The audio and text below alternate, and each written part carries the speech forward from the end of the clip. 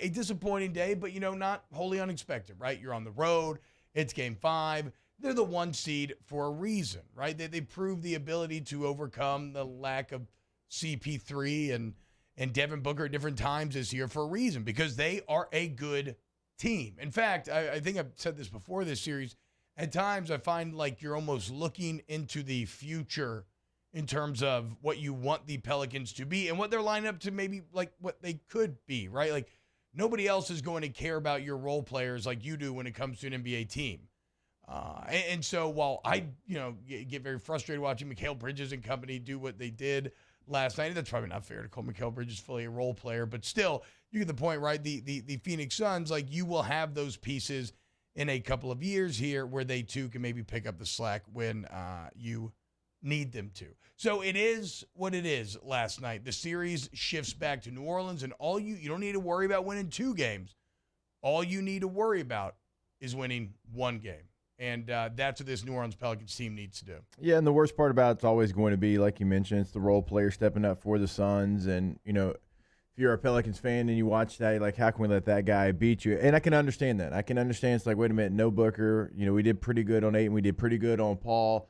And it's Bridges and Payne that really were the ones that beat us at the end of the day. And that can be very difficult. But like you said, those are their players that got them to their point for the most part because their stars have missed some time this year. And that game was sloppy, I think, on both ends. I think it was definitely one of those ones that you can go back and you can watch. And both teams definitely had some sloppy moments. And there was times where the Pelicans definitely could have gotten back into the game.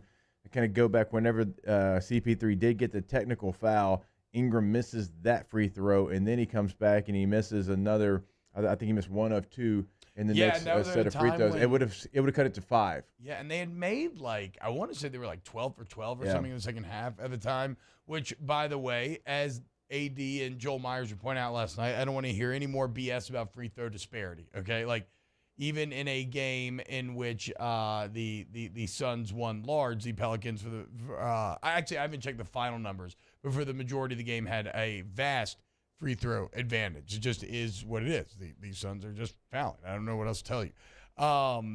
Speaking of sloppy, Jake, Scott Kushner tweeted this out. This is this just kind of felt like, maybe sometimes it's just not your night. The Pelicans made just 32 field goals in game 5. Their 4th lowest shot-making output of the season and their worst since November 15th. So you are talking about a performance that you haven't had in in quite some time. A performance reminiscent of the early Pelicans. But I do want to say this. Yes, the Pelicans were not making shots, but I think you have to give credit to the Phoenix Suns. That was a Suns defense that was locked in, especially early on. Everything felt so grindy. It felt so hard for the Pelicans. I want to say, bro, out of their first 12 shots, I want to say they shot 5 threes, which this team does not do and should not do. It is not their strength, but it's because Phoenix had basically put up a wall and was not allowing any penetration. And then on the other side, CP3 was doing what he did, and he was able to kind of carve his way in when you were trying to trap him. He was finding the open man. The ball movement was solid. So the Pelicans' struggles, while disappointing, I do think it's a situation where you have to credit the opponent more so than be like, oh, we blew this. They made them when they had to. And again, I'll still stand by it was a little bit of an ugly game, and certainly in stretches in the second half, it was an ugly game. But they did exactly what they had to do when the moment, rose to the occasion type deal. And they're players that really needed to step up, just had not done so in the series. And I know Reggie Miller beat that to death in the broadcast last night, but it is factual. When you have Bridges go 4 for 4 from beyond the arc, and you mentioned it right before we came on to you, defensively, he was playing just as well. His length was giving the Pelicans a lot of trouble. And then, Cameron Payne hasn't done really anything in this series, and he knocks down 2 threes, makes his free throws, and makes a couple of defensive plays as well. Yeah, and I think Chris Branch at ChrisBranch89 on Twitter works for The Athletic. Nobody in the world should ever listen to the Hold That podcast with Chris Branch and Brody Miller.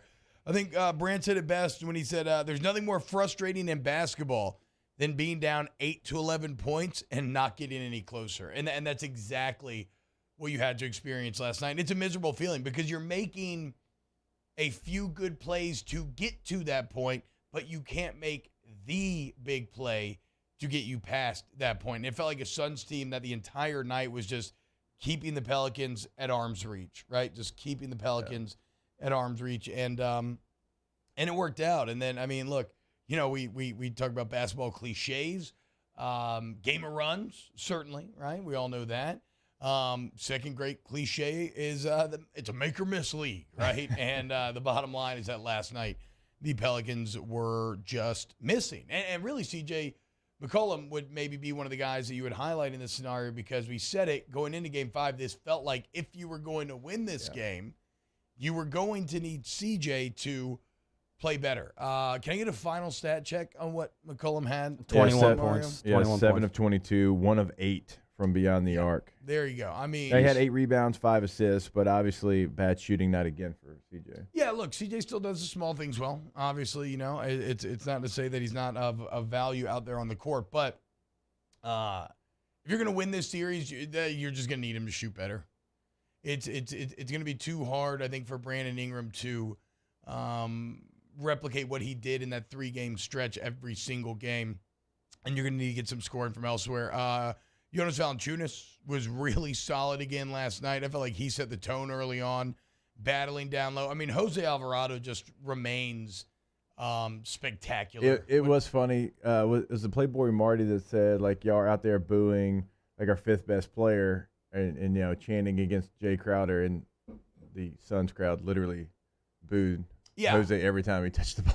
Yeah, exactly. Hey, look, it's fine. Like, pettiness is all over the place. You don't have to be a star to be petty. That's as it should be.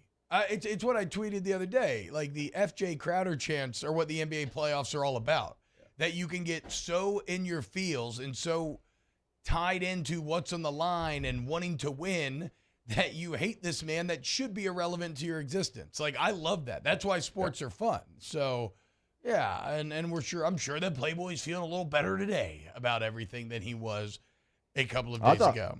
Look, I thought Jose in his minutes, he just gives you a different energy. I mean, he gives you something that nobody else on your roster can give you.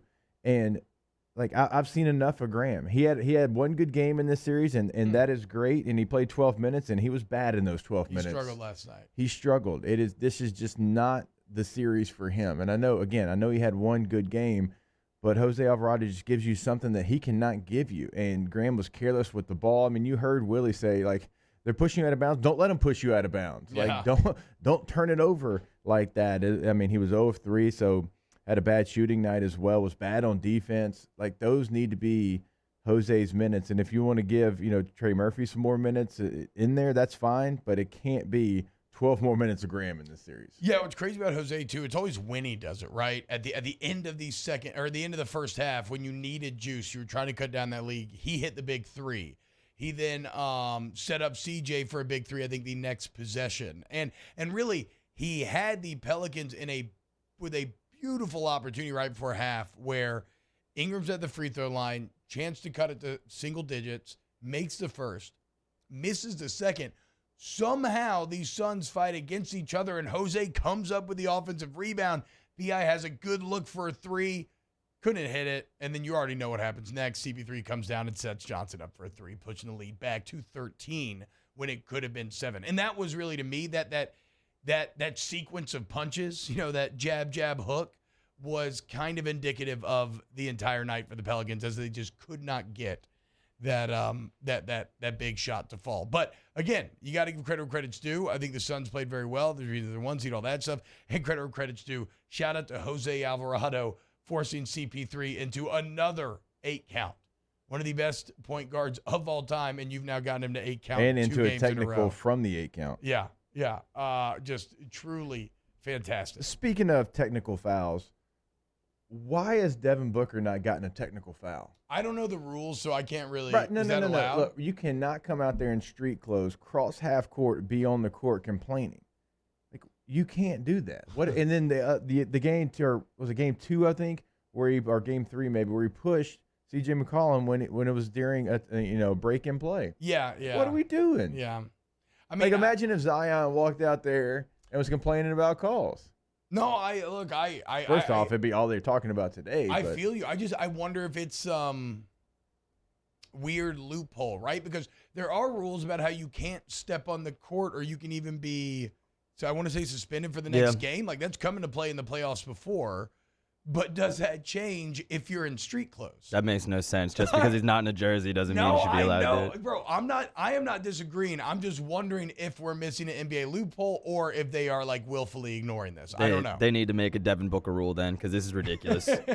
Big Karen energy from my man D Book. Yeah, and he's talking like every break, and even like after the game last night, they're desperate, dude. They're scared. Like CP3 is sitting there like just chewing the ear off of the referee. I'm like, look at that. Like, when have you seen that situation, T, when you've not gotten a technical? I agree. It probably is not. It's probably not the difference of a game. Probably not. I mean, the game ended up getting out of hand at the end, but that is a technical, especially when you're dressed like that. What are you wearing? Well, okay, but I do prefer that fit, which is it's a muted fit. I would it's from take the that. Gap. Yeah, I would still take that fit over the Nickelodeon Kids Choice Awards Ben Simmons fit, which is highly confusing considering he feels like he wants nobody to look at him, but then he's dressed like the Joker. Kyle Kuzma in the pink sweater was the best NBA fit this season. I mean, that thing was so stupid. That was the giant pink sweater, right? With the huge sleeves. With the sleeves like hanging all the way down. Looking like an anime character, dude. He could bust a samurai sword out of that thing. That would have been way tighter if he had a samurai sword. So look, it is what it is, man. It is what it is. Series comes back to Nola. Credit Phoenix. They played a good game. We said it.